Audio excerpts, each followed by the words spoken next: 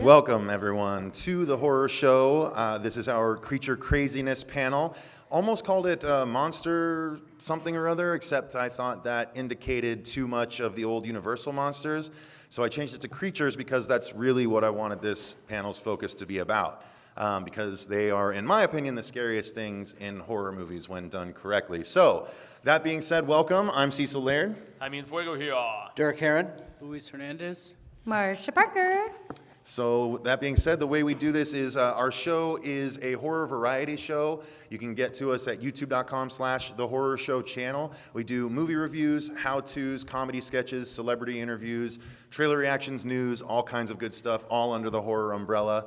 And it's 2 episodes every day right now, so it is quite a bit of content. So without further ado, Marsha, let's jump into Creature Craziness. Yes, so we're going to start with the top 3 creature movies, and Cecil, your picks. This will sort of set the stage for the kind of creature movies we're going to be looking at, you guys. So my very top overall movie, I'm going to make sure you got the right Outlander on the right. The Thing, Perfect. Tremors, and Yep. Outlander? Perfect, excellent. The Thing is my all-time favorite creature movie. It's John Carpenter's remake, I should say, because that was the 1986, I believe, something like that. 82. Okay, thank you. It's close, I knew close. it was 80s, but anyway, it was amazing because it was the first one of these movies that I saw with such incredible and gory creature effects and just mutilations of bodies. And the first time, when you see that almost transformed or mid-transformation dog split open and the tentacles come out and start whipping at the other dogs and all that stuff. It was sad because of the dogs, obviously, but it was so intense because of the effects. And there was just so much awesome stuff in that movie that people have been trying to emulate for decades now, and with good reason. So that's definitely my top one. My next one, some people might consider it cheesy, but honestly, the majority of people that like this movie love this movie because of its cult status, Tremors. Love Tremors. Let's hear for Tremors, guys. Yeah, Come really. on. Yeah. Yes, and let's get excited because apparently, although we haven't heard anything about it in a while, Kevin Bacon is back with Amazon creating a Tremors TV series right now. Kevin Bacon, that will everybody. include Val McKee's follow-up story. So let's hope that continues to go. That is running in conjunction with the regular Tremor movies, which is coming out with part 6. Pretty soon here. So they're going to the north, so we're going to see some ice graboids this time, I believe. Oh, nice. So that'll be fun. Yes, so as you can see, big Tremors fan on top of it. But just some of the, you guys, okay, it looks like we're all adults here, but when Val just goes, "Fuck you!" I love that line. There's so many good lines in that movie. Bert and his wife were so good. Reba, yeah, amazing. Fred Ward was great. Their banter at the beginning when Val's driving down, "You will have long blonde hair, big green eyes, world-class breasts, ass that won't quit, and legs that go all the way up." It's just so, it's never going to leave my head. So clearly it's a favorite of mine. And the graboids were amazing. And quite honestly, it gave me nightmares for years that I just always was looking for a rocky part of the ground. The nightmares always took place over dirt for some goddamn reason. But anyway, the last one is one you may or may not have heard of. It was a lesser-known one that came straight to DVD a few years back in the mid to late 2000 to 2010 time. And it's with Jesus. From The Passion of the Christ. He plays the main guy, but it's a really strange movie. It's really cool. What happens is he plays a spaceman, not a spaceman in the weird sense. He's a bounty hunter from space that actually crash lands on Earth while transporting one of his bounties during Viking times. So it's essentially the creature that he was transporting gets loose in the crash, and it starts to terrorize this little settlement that only has, fire, tar, and wood to defend themselves, and the creature is badass. It's this, it's a 4-limbed creature with a tail that the tail actually splits into parts, so it's got 6 little tails on it, and it whips through people, but it also has a bioluminescence to it. So there's one part where everyone's set up like Lord of the Rings style, waiting for an attack on their walls, but it's dark out and they can't see anything. And then they fire one fire arrow into the edge of the woods, and you just see it go right by this outline of a huge creature, which then it starts to glow, and you see this red light start to come, and you see its tail, like the light travels up its tail like a scorpion's tail, and all the tendrils like separate and light up and start moving. It's just so cool.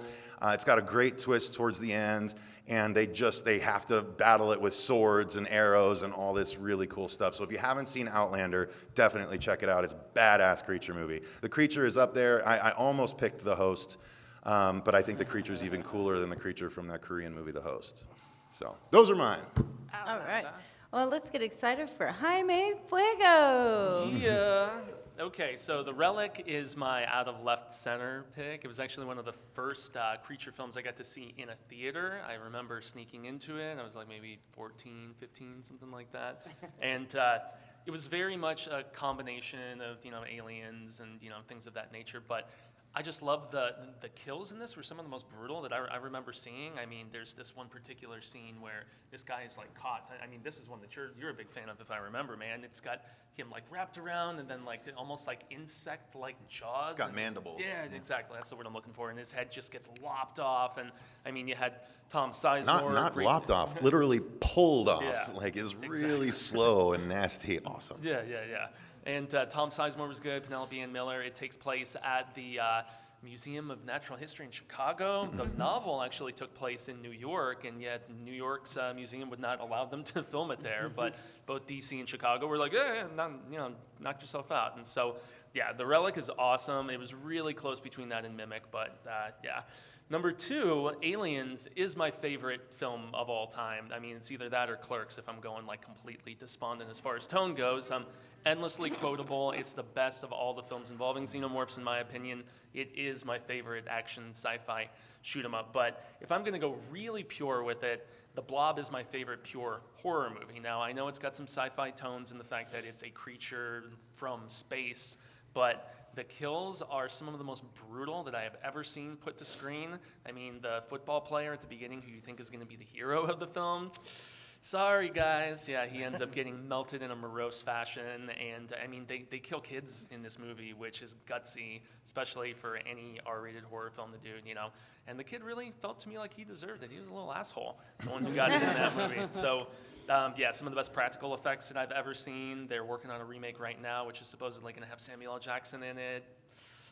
I don't know. I just hope that they have some, just grotesque practical as opposed to going total CGI. That's my biggest fear. But yeah, the Chuck Russell remake of The Blob, my favorite pure horror movie ever. Fantastic creature. Cool. And then we got Dirk's picks.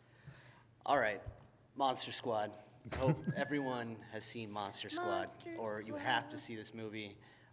It came out in I believe 86 or 87, and it was a crazy movie for the late great Stan Winston, where he was also designing the Predator at the same time, because Predator was so over budget. They had messed up on their monster. And so they flew him out, and they were saying please take care of Predator, but he was like, I gotta design all the Universal monsters and come up with all new ideas, and so he was doing that back to back, and I think that it was just such a great movie for me when I was a kid. It was one of those movies that I was so obsessed with. It was one of those movies I saw every week. You learn all the lines. That's why I'm wearing the Stephen King Rules shirt, because the main kid is like wearing it throughout the whole movie. Wolfman's got nards. Yeah, so many great lines in that movie. And what's going back to Predator was that Shane Black and Fred Dekker, who co-wrote together Monster Squad, are now writing Predator, which is it's kind of interesting that there's a connection there. And then I really liked The Hollow, which came out a couple of years ago. I think it was an interesting blend of practical effects and CGI, it's a smaller film, but I don't know, man. There was some really creepy stuff in that movie. Plus, like you know, the main protagonist, there's like this, like he starts changing throughout the movie, and I thought like the transformation was like amazing. Like think like District 9 in a sense. And then another movie that I was really obsessed with when I was a kid, which is not so much horror, but like just had like the craziest aliens and monsters in it, which is Arena. And I don't think too many people have seen it. It was a movie that played all the time on like USA, and like of all things. And all night, you know, I remember seeing this and then like going to the closest video store and like buying it on VHS, like demanding that I have to have a copy of this movie. And it was one of those movies that I watched like weekly as well. I think that the main character in it, who's like kind of the hero, and he's battling all these monsters and stuff. He was also in Creepshow 2, so that's kind of my reference to horror there. He was in the raft. Little. So good creature there, dude. Yeah. The tar creature in that. The tar Damn. creature was awesome. Yeah. All right, Lou, let's dig on yours. All right, yeah. So, has anyone here ever heard of Feast? All right, so you're probably familiar with like how it started with the Project project. Greenlight. Project Greenlight, yeah. So Matt Damon. that's how I got into this movie. I watched Project Greenlight, followed the entire making of that shit, and then when it finally came out, I rented it, and I was just like, wow, this one just went beyond. Like, it's funny, it's dark, it has a great cast. It has you got Henry Rollins, Balthazar Getty, Jason Mewes, you know, like Snoochie Boochy's Clue Gulager. yeah, and his son, John, is the one who directed it. And it's the only one in the whole Project Greenlight series, because that was like the season 3, that actually made money. But it's very unapologetic. Like the gore, like kids die. When you were talking about the Blob, I was like, oh, that's just like Feast. Like where the hero guy comes in. the hero guy comes in, and like you think he's gonna save the day, and then he just gets fucking killed. And then you got the kid who gets eaten right away in front of his mother. That was amazing, that part. That Dude, always stuck yeah, with that me. It literally shocked just the snaps his leg off Yeah. and throws it at the mom. Yeah, that just shocked me, and I was like, man, this one right here is good. And also, it was, one of the grossest things was there's a scene where this biker chick gets attacked by one of the creatures, and it, face fucks her, and she like spews up the semen. Like, I've never seen that before, and it was all practical effects. So like, I was like, awesome, I love that one. But that's one of my favorites. And then the next one, Chud. Head for the doors. Thanks. Hey man, I'm sorry, that was in the movie, all right? That's what stuck in my mind. Chud, 1984. I mean, that was like Home Alone before Home Alone, and what I mean that is it has Daniel Stern in it, and it also has John Hurd, who played Macaulay Culkin's dad, and John Goodman has a cameo in that movie as a cop. But so basically, this movie takes place in New York, and it's about Chuds, cannibalistic humanoid underground dwellers, just living in the sewers, taking people. John Hurd plays a photographer who uncovers a conspiracy, wants to blow it wide open, but of course the government gets involved, and he teams up with a priest, he teams up with Daniel Stern, and this, it's just like great 80s horror that takes place in New York, because, horror moved from the fucking urban areas to the suburbs, so it's one of those movies that, you don't see a lot of horror films in big cities.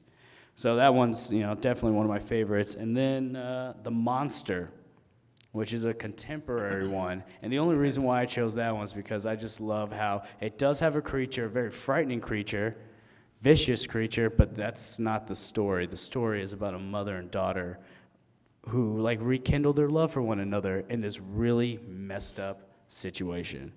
So, yeah, those are my picks.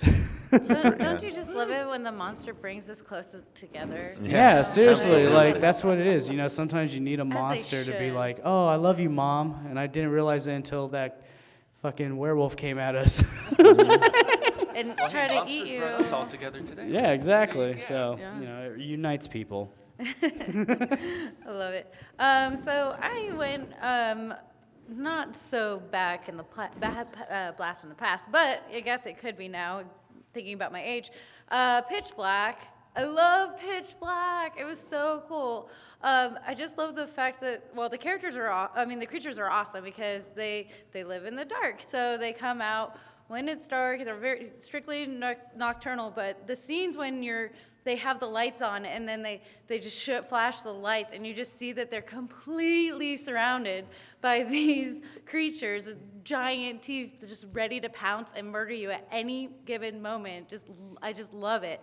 I would totally be one of those people be like, sorry, bro, I only got one flashlight, so if we're running out of light, you better keep up. But I just love that movie singular for itself. I didn't really get that much into the Riddick Chronicles because they spread just straight too far from the creatures, which made the movie so awesome. Then I would say The Host for sure. That movie blew me away. I'm not a huge creature fan, I'm sorry to say that, but so when I do find movies that have creatures in that steal my heart, I'm devoted to them. And that creature, from the beginning that you see it, you're just like, this is so cool, and it has no mercy. It's huge, it's ready to eat you or steal you to keep you as its pet. And just the scene where it's chasing that boy down the pathway and just ready to just go chomp. It was just awesome. The way it moved under the bridge was Yes. sweet because since it used four limbs and its tail, it would like dangle under the bridge, and people are looking at it like, what is that thing? And then suddenly it like a freaking gymnast, it swings and grabs one and then swings, and its tail grabs the next Yeah. one, and it swings over to the ground and just starts running at everyone that way. It's so cool. Yeah, and the characters in it were amazing too because they reacted appropriately, and you were really rooting for them. I mean, it was kind of a happy, kind of not so happy ending, but I really enjoyed that movie. Jeepers Creepers has got to be one of my faves, and I'm so sad to hear the news about the director, but it makes sense after watching the movies. A little bit. But the Jeepers Creepers, like especially the first one, it really grabbed my attention because it was he was scary and intimidating, but hilarious at the same time. I mean, he has this old beaten truck that says "Be eating you" on it, and I love the conversation that the brother and the sister have. They're like, "Does it say beating you? I don't know," and it goes back and forth, and then you realize, oh wait, no, that he's gonna be eating you. So he's really funny and grotesque at the same time, and I love that his deal is that he can smell you. He can smell the part he wants to take from you, and just the scenes where you see him come up to you and sniffing, that would be so creepy. So when people do that to me, I'm like, yo, I don't know what you're smelling, but you can't have it. But yeah, I just think it's such a cool creature. And then moving on to the second one, it was just as creepy. And I just would love to see the third one. It was definitely a creature they put a lot of time and thought into, and it was humanizing, but not at the same time. It just did so many crazy things. The fact that it kept you and put you in like kind of like this wax position, and just had like this whole museum of death was so cool. You don't see that from many creatures, so I respected it a lot. So after that, we're going to go to what makes into a good creature scary effective. Did I say that weird? What makes a good creature scary effective? Yeah. That's what it says. I don't know. So for me, what makes a creature scary or effective, there are a few different things. The number one thing for me that's always freaked me out is an elongated jaw. For whatever reason, not for whatever reason, it just obviously boils down to the fact that I don't want to get eaten by anything.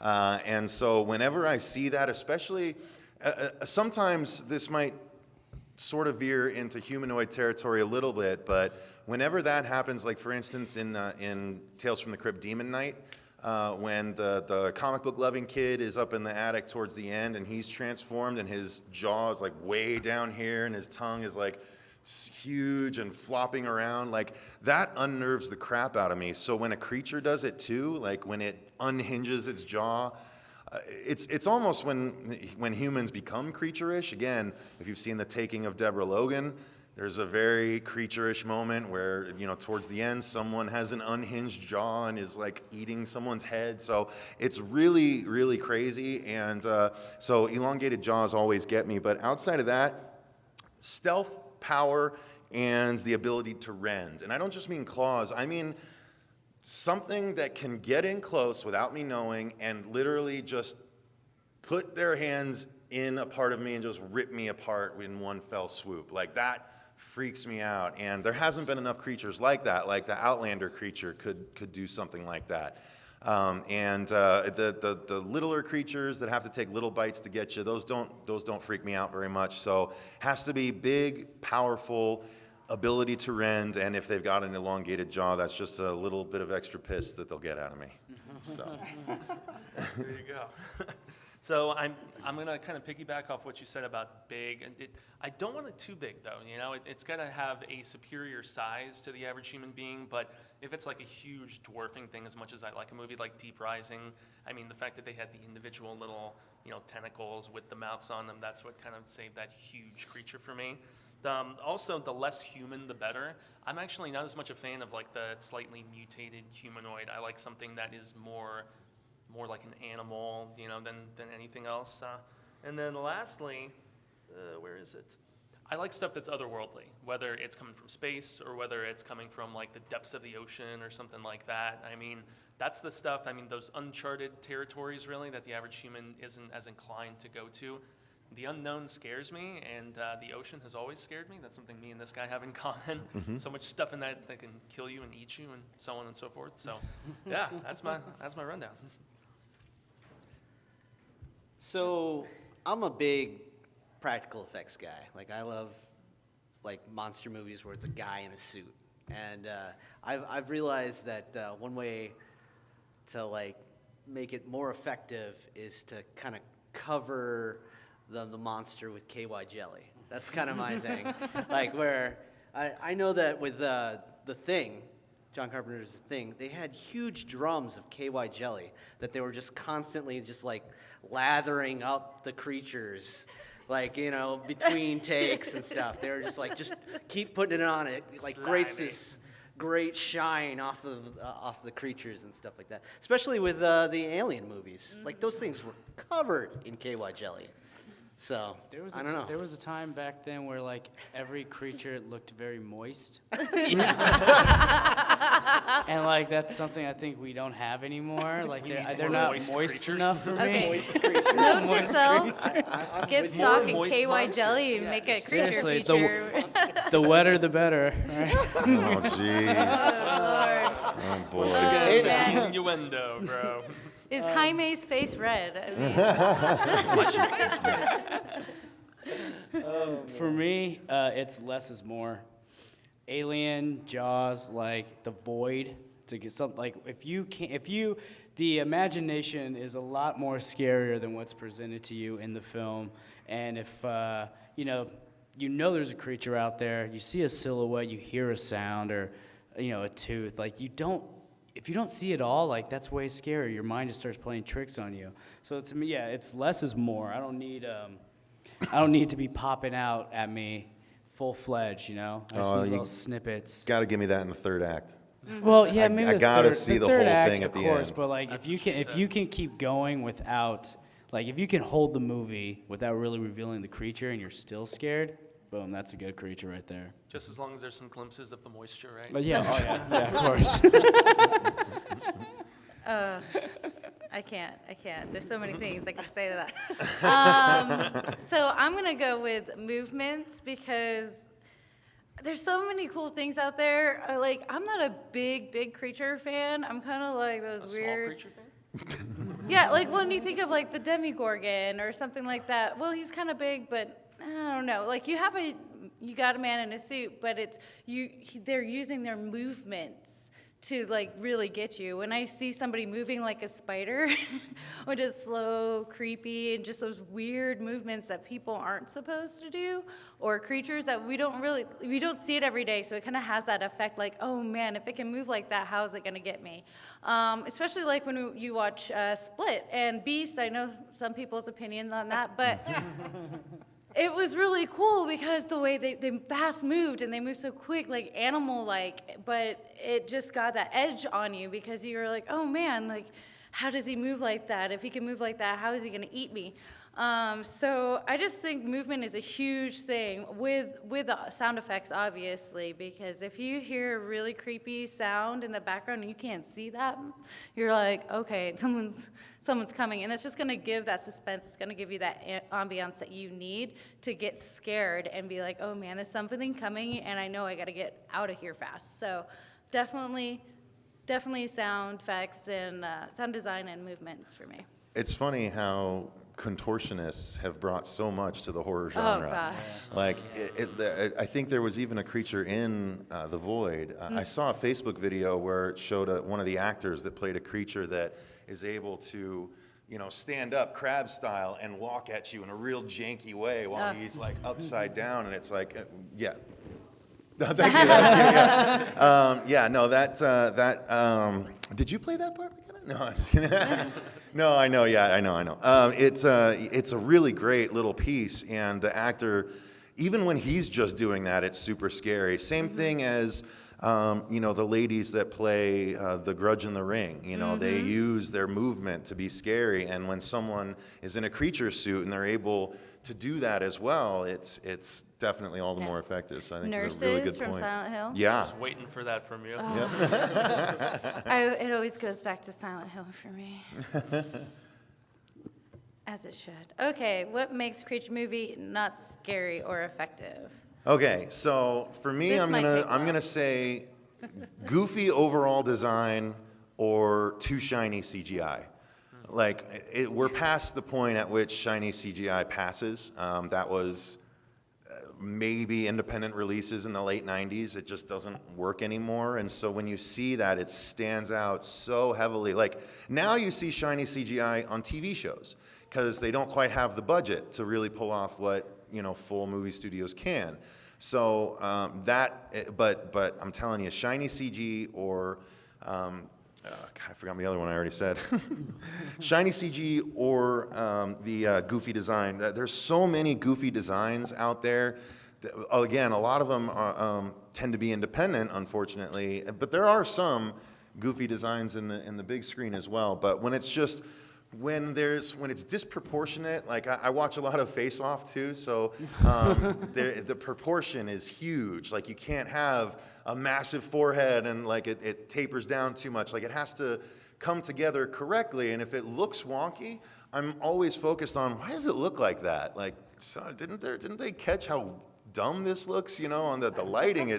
The lighting screws it up because one eye's up here. Like, I don't know. There's all kinds of little things when there's a goofy design that can pull you immediately out of the creature feature. So, yeah, a goofy design or shiny CG really pisses me off.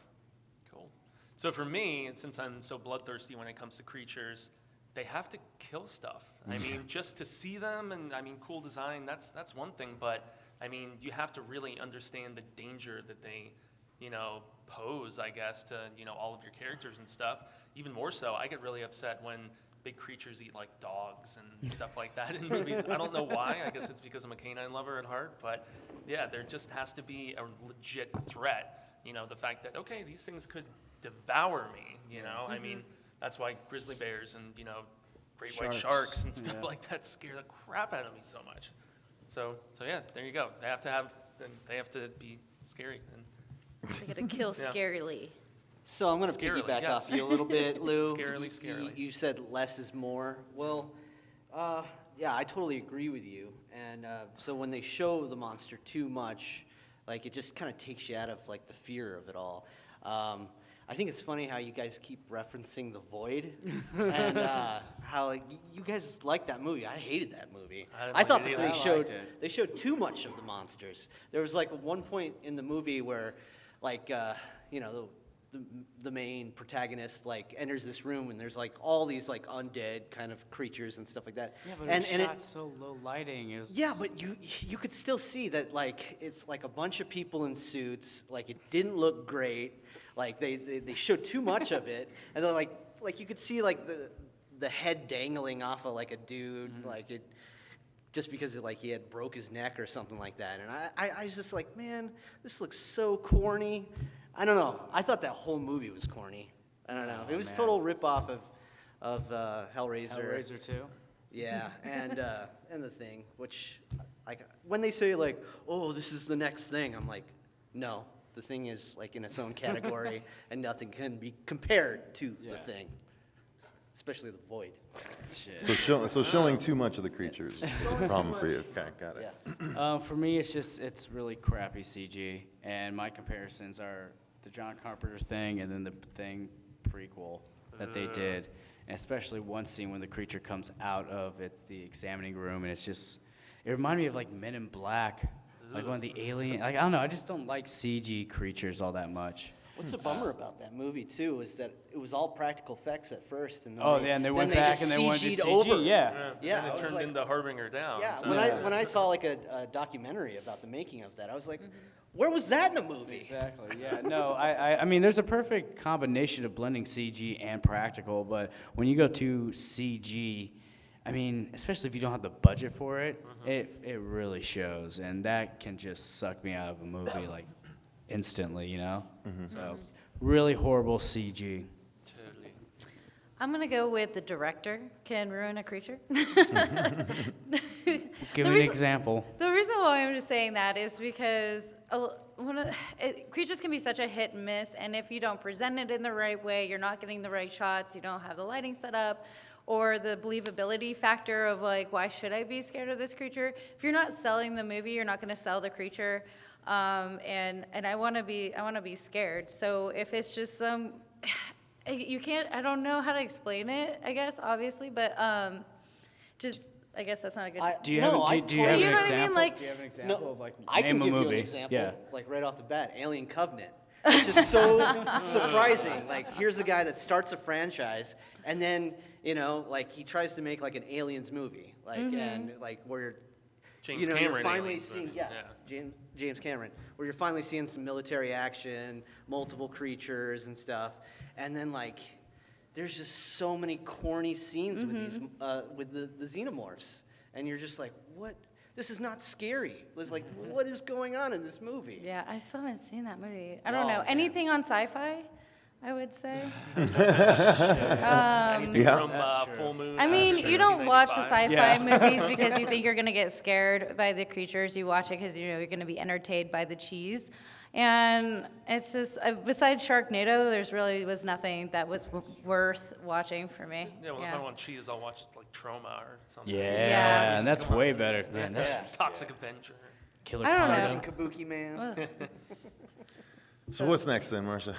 We're going to go with Best Creature Kill. Yes. This is a good one. So mine is going to be from my movie, actually, my favorite creature movie, which is the stomach kill from The Thing, because it was just a full-on amazing scene. I mean, they're trying to revive this guy, and the doctor is trying to defibrillate him, and tries one time, no good, tries again, and the monster defends itself, and the stomach just opens up into this gaping maw of teeth and bites down on the arms as they go in and severs both arms. And then not only that, it doesn't really stop there. That's just the beginning of it, because then they burn him, but the head pulls off and escapes and becomes a spider and creeps out, in a classic scene that Dirk depicted it in art for a podcast at one point. But it was just such an amazing scene. It was like, whoa! And for anyone that I'm sure all of you guys have seen it, but if you've ever watched someone that hasn't seen it watch it for the first time, their eyes get so big so fast. It's just so well done, and I absolutely love it. I mean, how could I not have picked something from The Thing, because it's just the epitome of quality practical creature kills. They're all on the same page. Oh, are they? That's what I can't Yeah, really we see. can't quite see. You make a better door than you do a window. You should know what you Okay, so just below Cecil's kill is it was on the box art of the Blob. I still remember being in Superstar Video as a kid, and I didn't watch the movie at the time, but that cover gave me nightmares of the quarterback just melting on the front, and he's covered in, this pink grotesque goo, and he is just melting, and it was also just such a cool twist for the film because of the fact that then you ended up having an awesome female protagonist, and even Kevin Dillon, who you thought was going to be, just like the schmucky guy who got killed, the go-to got killed at the very beginning of the film. Spoiler, sorry. And it's still maybe the best kill in the entire movie. It's gruesome, it's gross, and I love it. All right, my pick was the chest burster, of course. I think that it was just such a classic kill. It was one of those moments in horror that I think made everybody cringe. Certainly did when I was a kid. I was just like, oh my God, there's so much blood.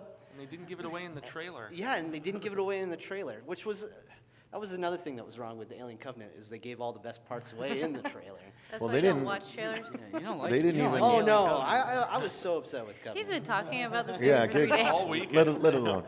No, they didn't even. Frankly, they didn't even give away the chest burster to the other actors because famous story is Ridley knew what was going to happen. John Hurt knew what was going to happen, but he purposely did not tell. The other actors knew something was going to happen. They didn't know what or to what extent. They had no idea that thing was going to come out of his chest, and they had. So every one of those reactions that you see are real. Like when they're all like, oh. And they're getting sprayed with stuff like that. They had no idea that was going to happen. So it's so amazing. It's a great Hollywood story if you didn't know that. Genuine response, damn. All right, my favorite kill comes from the sequel to Feast, Feast 2 Sloppy Seconds. And What a title. Quality marketing. it's a good one.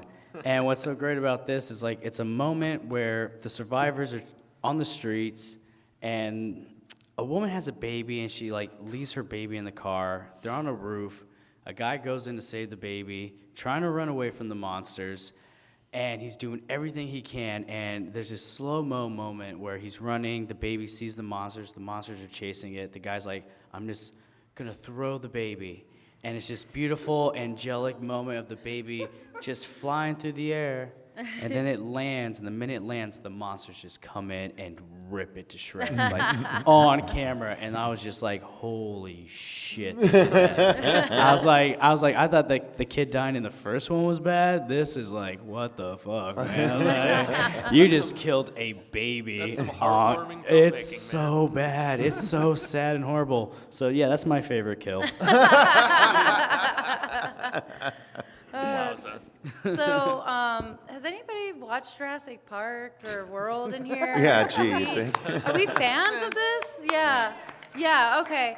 So, I know a lot of people don't go to Jurassic Park for horror, but I don't know why. I mean, they're dinosaurs and they're huge and they will eat you. And it's terrifying if you put yourself in that situation. But I had to go with Zara, the babysitter's death, because she died horribly. First, she gets picked up by a pterodon and gets tossed around in the air about 6 or 7 times until she finally gets dropped into the water. Oh, yay, I'm safe. No, you're not safe because they dive right in, pick you right up just to get eaten by a Mosasaurus. Now, if you didn't pay attention to what a Mosasaurus looks like, it is that. It has inner teeth and the outer teeth. So when she went down through 200 different teeth getting shredded as she goes down to a horrible death. And I just thought it was so cool, the whole interaction through that time, because I just went, holy cow, they spent a lot of time just to rip this poor lady apart, and she really didn't deserve it. I mean, she wasn't really paying attention to the kids, but she's just doing her job. Her death in that movie was so undeserved. I didn't like the movie, but when she died, I was love like, that this why did she die this way? With all the characters that could have died, I felt bad for her. They shit on her in that movie. I didn't really. So bad. I didn't feel so that. Bad. I just remember being in the theater going, yeah, that I was loved it. cool. Yeah. It really stuck out. And And it delivered. didn't dawn on to me until later, knowing that she was the actual first on-screen lady kill, maybe the only lady kill in the whole series. So they went big when they finally took out a lady. That's true. So I think we got a Oh, you question. want us to kill a lady? Not I'll a show ve- you a kill Not lady. a very clever girl. I just wanted to say, when I first saw Jurassic World walking out, I was like, they should have switched her death with the general guys. yeah. That's true. That's for true. sure, for sure. But there's a lot of cool deaths in Jurassic Park, and I don't think a lot of people look to that series for kills. But I mean, you could always go back to the very first one with the guy that gets eaten off the toilet. I mean, come on. The Lost World has some of the best kills Yeah. in the whole series, Yeah. in Yeah. my opinion. Well, when you gotta go, right? Yes, So- go ahead. With Jurassic Park, I was 4 when I first saw that scene, and my mom did not realize I was watching it until the toilet scene happened, and I started laughing. Literally scarred. Nice. Yeah, and it's funny too because some people don't necessarily consider dinosaur movies creature movies, but I mean, why the hell not? I actually, we were talking about it before the panel. I didn't really find a good place to fit it in here, but I consider Reign of Fire a creature movie, a really good creature movie too, like in the most pure sense. I mean, a massive creature gets loosed on the world at the very beginning, and then not only is it loosed upon the world, but it destroys the entire world. And then we flash forward to a post-apocalyptic world where they're acting out, was it Star Wars or Jaws? Yeah, They're acting Star out Star Wars, Wars, yeah. which was an amazing scene to think, like, that is what we would do. Like, that's our new classics. How many of us would know Shakespeare versus Star Wars? Like, like that. It was really well done. It was, it Has McConaughey in it. McConaughey as a man. badass, a bald, seriously. bearded McConaughey that was hell bent on killing dragons. Like, so cool. And the dragons were literally treated like the shark in Jaws a lot of times. Like when the dudes drop out of the helicopter and they're all falling, and there's one dragon up there just snatching them in the clouds, and they're like looking side to side, and they're just disappearing. Like a creature, a shark snatching people out of the ocean left and right. And it's just so well done. And considering it's a massive, it is a dinosaur. It's a huge lizard flying beast that can breathe fire to cook you before it eats you. Like, there's not much else that would be scarier than that if you had to face it. So stuff like that completely counts, Well, in my dragon opinion. is the original creature. True. I mean, Yeah. if they had ever existed, yeah. If you, Well, no, like, I'm just saying, in lore, dragons were like one of the very first things that people would tell stories about, and that's what just with the sea monsters and things like that, that's where it comes from. So yeah, they totally count. Yeah. Love that stuff. Yes, sir. Where would you categorize, for example, something that really exists, like an anaconda? Oh, I yeah. do. love I would that consider that a Yeah, creature right? movie. Yeah, absolutely. Shark movies, creature movies as well. I'm supremely excited about Meg coming next year. It's based on a book from 1993 written by Steve Alton about Carcharodon megalodon, which is the prehistoric cousin to Carcharodon carcharias, the great white shark. It's essentially a 60 to 80 foot great white shark. And the movie is what if they still existed, but they were trapped after the dinosaurs were killed off by 7 miles of frozen ocean. So when the meteor hit, they dove deep, and then they were trapped by the frozen ocean after the Ice Age. So the premise is that one finds a way back up due to us exploring where we shouldn't, and it starts terrorizing the beaches and the oceans. So unfortunately, they cast Jason Statham in the main role as Jonas, who goes up against the shark. But I thought he was it the should shark. still be. I mean, I can't wait to see. People respond so well to shark movies. Look at Shallows. Look at 40. I mean, they dropped 47 meters down last year on VOD, but Shallows did so well that they yanked it back and decided to give it a summer release this year. Deep Blue Sea did amazingly well, considering, and it's still a Open cult Water? hit. Love Deep Blue Sea. Open Water is another one. Open Water? Yeah. That was another one, yeah. Yep, exactly. Hated it, but yeah. I know your feelings on that one, man. I wouldn't consider that a creature movie, believe it or not. No? It No, has sharks? no, because you saw a glimpse of one and you didn't even see it attack. I actually want to get back to Anaconda because that's a great movie. The creatures in the Kong Skull Island. We're gonna actually that's one of the last things we're gonna talk about is the reemergence of the giant monsters. Yeah, we're gonna get to that. Yes. The character that has a gruesome death from those Oh, absolutely, absolutely. Yeah, there's a lot of good. I mean, that's that kind of stuff. Godzilla is another one that. Well, we'll get to it. We'll get to it. So. Anyway, sorry, Marcia. Continue. I went off on a dragon there. CGI versus practical effects. So this is just going to be more of a general discussion. It's funny when you say CG versus practical. Almost anyone will immediately say practical. However, it's just not the day and age we're in anymore, and we're only going to keep getting more and more CG. The people doing practical are going to be considered more and more throwbacks. It's gonna hopefully go to more of a blending of the two, which they're starting to do and starting to finally do well. It remains. See, here's the thing. Before we saw some of the movies we watched in the past few months, I would have said practical all the way.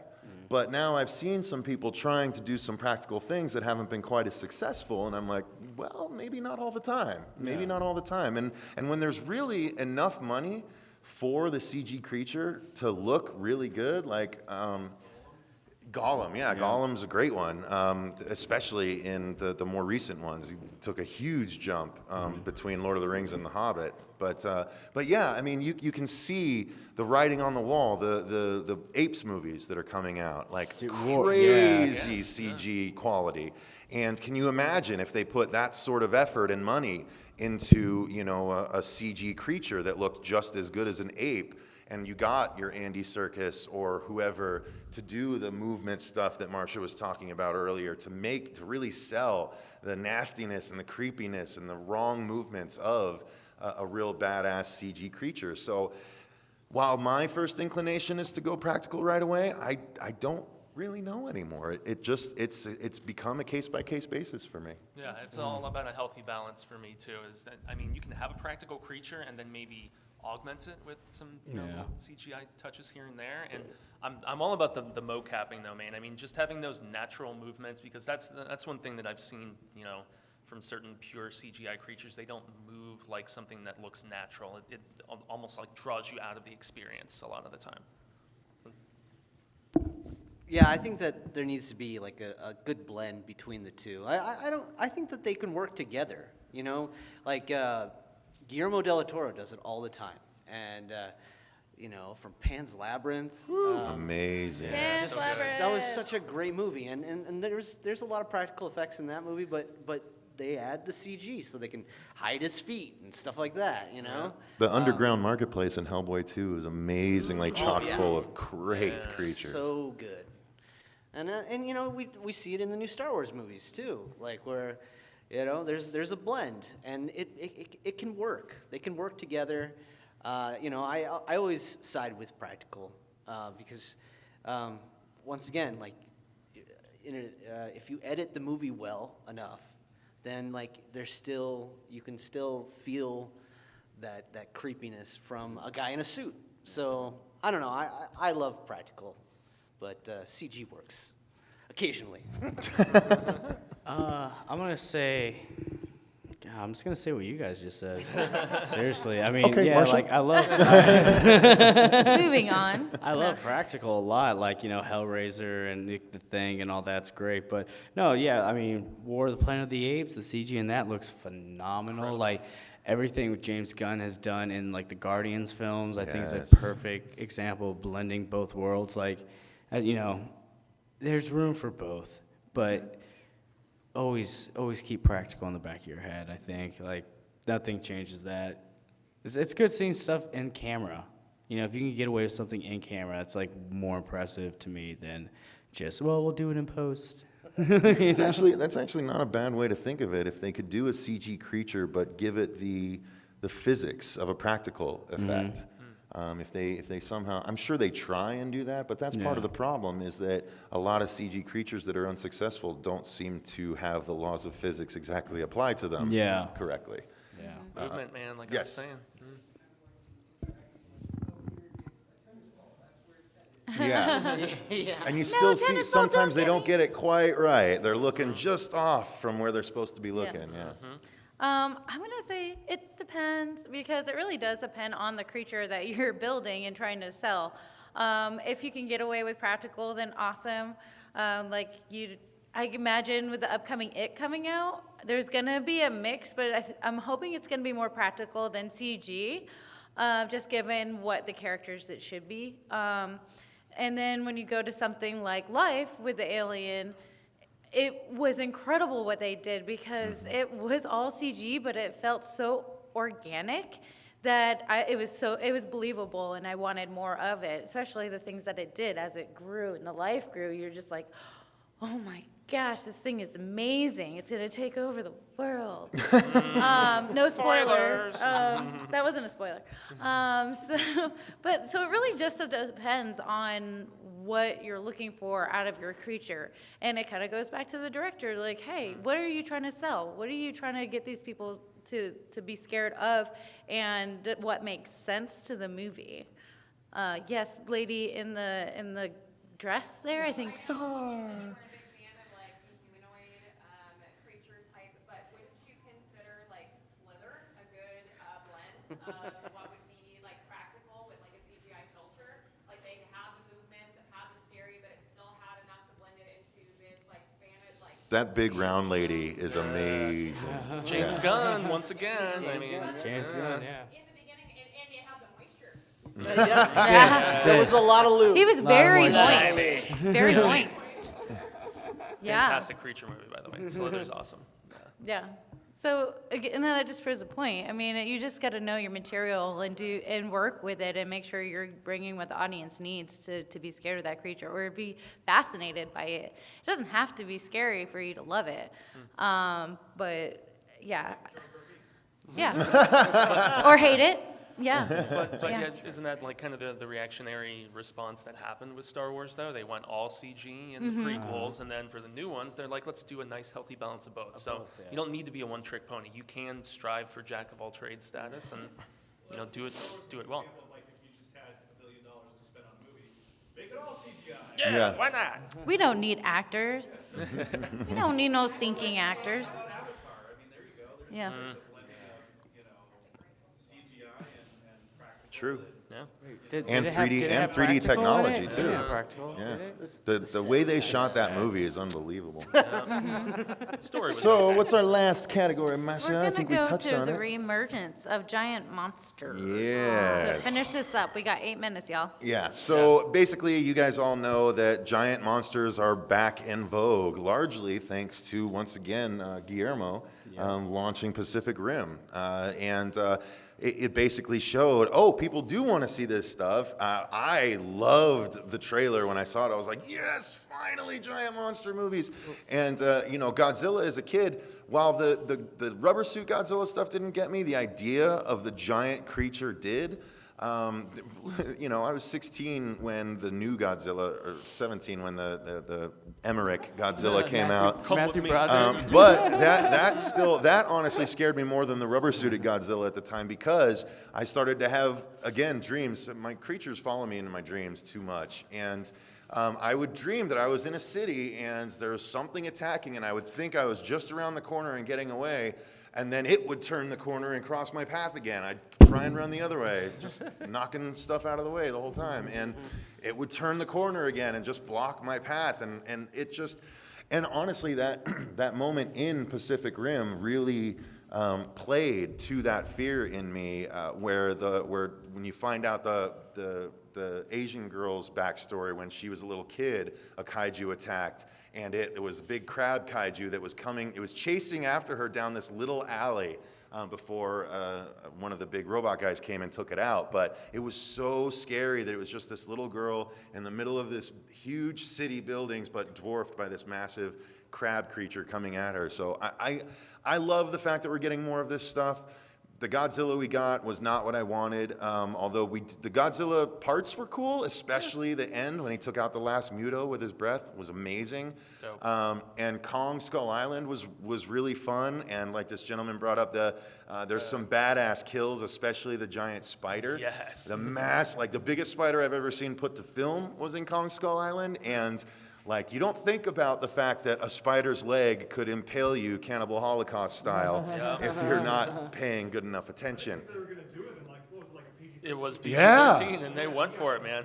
I was like, whoa, you know where that came out, right? Like, that's not good. But yeah, so I love giant monster movies. I can't wait to see more. Super excited for Kong versus Godzilla. Yeah, and also for the second Godzilla movie, because you got Michael Dougherty, who did Trick or Treat, and to a lesser extent Krampus doing it. I have faith in what he's putting together. He has a stellar cast. And then I'm actually excited for the Rampage movie. Yes. I gotta say, I mean, you've got Jeffrey Dean Morgan and The Rock, and they're gonna be fighting huge-ass creatures. I mean, granted, it's the San I think they're going Andreas to be director doing huge-ass it. creatures. I don't think they're going to fight them. I think they're going to be the creatures. Yeah, right. They Because they're transform. humans turn into the creatures in Yeah. Rampage. I do remember. That's why but, Malin yeah, Ackerman, I think, is going to play Lizzie. Yeah. I think she's going to be the lizard. I love Malin. Because there was one female that was the creature, too. Yes. Lizzie the Lizard.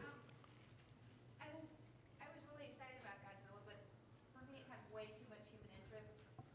Yeah. Oh, yeah. Yeah. What are your hopes for the next? I hope we see the damn creature more. I hope we see the fights. I don't want to see Godzilla from the human point of view. Or not from the. And they, At least they got to be interesting human yeah, they stories. were boring people in Kick-Ass that did movie. not Yeah. carry that movie at all. If you Bryan didn't know, it's the Cranston, same guy that was Kick-Ass was Worst the main Bryan guy in that Cranston movie. performance I ever saw. Yeah, Cranston was totally wasted in that. Oh, that was so Hammy, bad. hammy. So bad. Dirk, big creatures. Man, I loved Kong Skull Island. That was just such a fun movie. Like it brought me back to like when I was a kid, watching people like in suits and stuff. And I don't know. I think that there was that scene where he like fights that giant squid and then he like eats it. Like, Yeah. that was so cool. I was Calamari, like, anyone? Yeah. I know. I was like, oh my gosh, thank you for doing like a huge creature movie well. Because Godzilla, yeah, because he was only in the movie like maybe 20 minutes when we just hear Oh, this if love that. story. And, Yeah. Yeah, I didn't ah, see it. it was rough. Kong was fun though. I mean, it was a Kong, blast. Kong yeah. was great. I loved it. They learned from their mistakes with Godzilla. And now we got when they made Pacific Kong. Rim 2 coming out. and Yes. John Boyega in that one. Yeah. So, yeah. Honestly, it would have to be. I'm gonna say Cloverfield. That was a big yes. surprise. That was, I think, in my opinion, That's that true. was I the think that was first- before Pacific Rim. Yeah, You're that right. was You're before right. Pacific Rim, and that was the first one to be like, "Hey, we're bringing back the big Everyone monster." thought it was Godzilla coming Yeah. back because that Yeah. was another one that had a real mysterious marketing Yeah. thing. And all it said was Cloverfield, and all that you was saw it. was the path into Yeah. New York. And that then was it. with Pacific Rim, the one thing I thought, like, what stands out with that movie compared to the rest of the big monster movies is like the angles that they shot. Guillermo del Toro made those creatures look huge in scale. Like well, and they moved with weight. Yeah, like it wasn't fast. It was just like trudging along, Like it was, it was really good. So those two, I think, are the ones that, in my opinion, are definitely like responsible for bringing back the big kaiju monster trend. Well, yeah, and that's probably why we got a Power Rangers reboot too. In some Yeah, ways, which I didn't see. I'm it, sure it so was- I can't really comment. I know there was a giant monster in Yeah. it. So this is the topic that I'm surprised you want me to talk about because I'm not a big monster fan.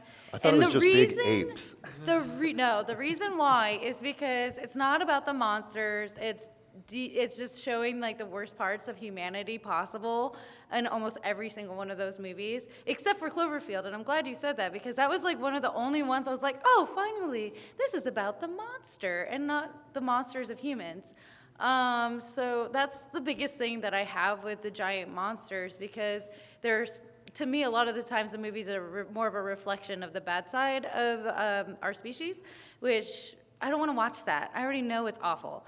I just want to watch I want to concentrate on the actual monsters. There's another one that I like, the big monster. I thought you It was the guy, I Monster. forget what it was There called, were but big they went to Mexico and they're trying to fight their way Oh, back. monsters. monsters. No, so yeah, I was right. Yeah. I was that right. was with God Garrett That one, Edwards. I did Monsters enjoy 2 that was one. awful, but Monsters 1 was Yeah. Dark great. Continent, is that what the second one was called?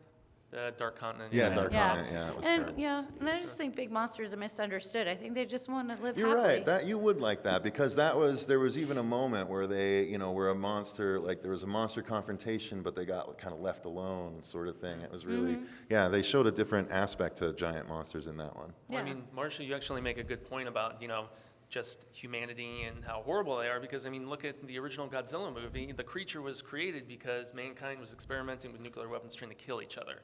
So, I mean, consequences, yo. Yeah. Yeah. And and Godzilla's misunderstood. How many times has Godzilla saved the Earth? Well, I mean, he's our come on. yeah. We know he's our defender now.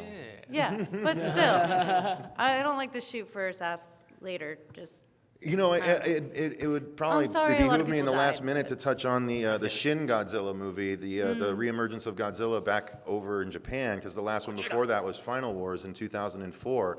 But after its reemergence here, they decided to do one over there, and they tried to make Godzilla much scarier, and like you can see musculature, and he glows red, and he fires laser beams not only out of his mouth now, but like all over himself and his tail too. Like I just fast forwarded to the Godzilla parts, and I'm like, what did you guys do to your creature?